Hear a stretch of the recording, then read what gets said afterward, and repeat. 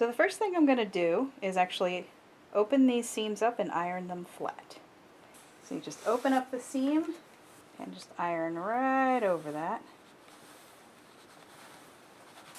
Pull it around and do the other one.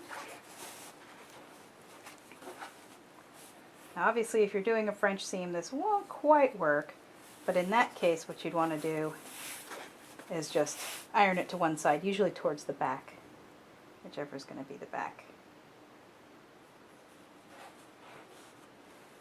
You can already see that it wants to stretch while it's sitting here over the ironing board. That's the wonderful thing about cutting on the bias. All right. Now I'm going to turn it so that the right side is facing. You can see it's fairly flat, but I'm going to give it another once over.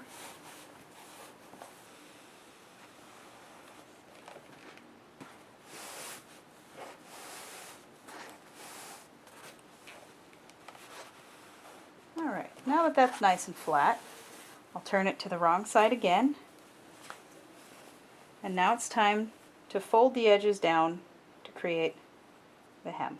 So I'm going to do the top first. Now the great thing about using an iron to do this is that you don't have to use pins if you iron this first.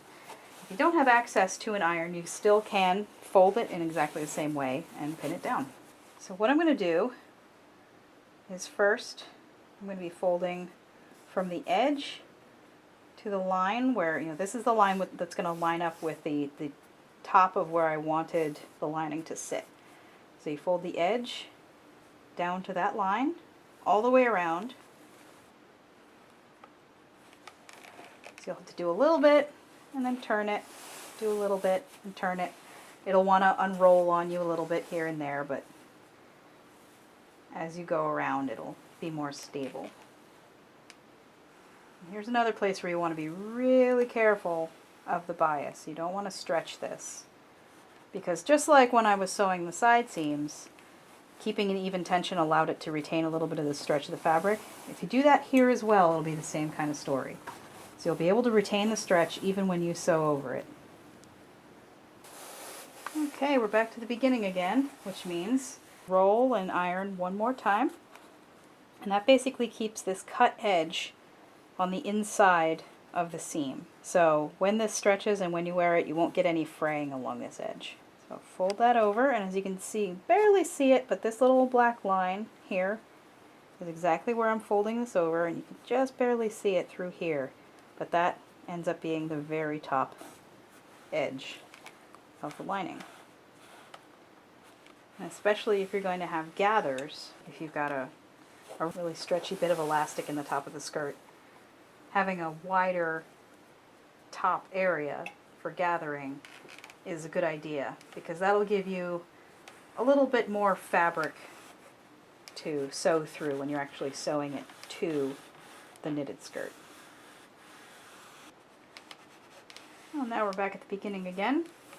And even if it looks like it wants to unroll, once you actually put it on the sewing machine or start to sew this edge down by hand, it'll stay flat. And from the front, it's very, very clean. So the next step is to do that along the other edge, the hem, and then you're ready to sew those down.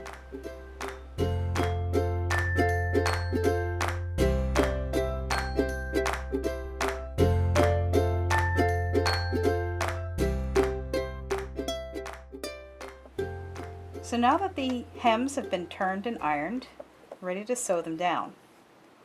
So you'll want to line up your stitches fairly close to the inside edge. And if you're actually going to be doing an elastic casing, or if you're going to be gathering it and you're going to have a longer piece here, you'll want to sew very close to that edge. You'll have a longer hem. And then also in gathering, you would put your gathers kind of towards the center of that hem piece. But in this case, it's just a simple narrow hem. So I'm going to line up my needle to sort of run right along here. And I've got a 3mm stitch. You'll probably want to start kind of close to the seams, because that way you can tack down all the levels, all the layers. You've got you know, obviously the fabric is folded in here, and then you've also got all the rolls, so it's like 4 layers of fabric here.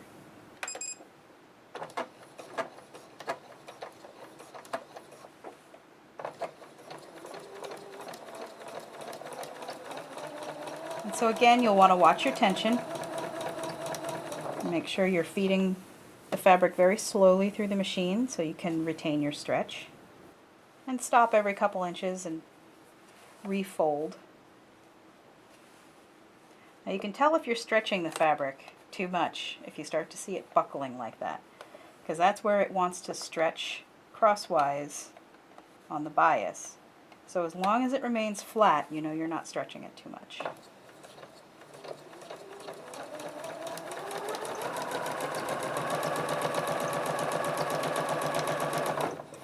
So now that I've come back to the beginning, I'm just going to run over my original line of stitches and put another knot in there. So now you can see that it still has the same stretch as the regular bias of the fabric, and everything is nice and flat. Nothing's overstretched, nothing's puckered, and it'll fit really nicely into the top of the skirt. So the next step is to repeat that exact same series of events there at the hem.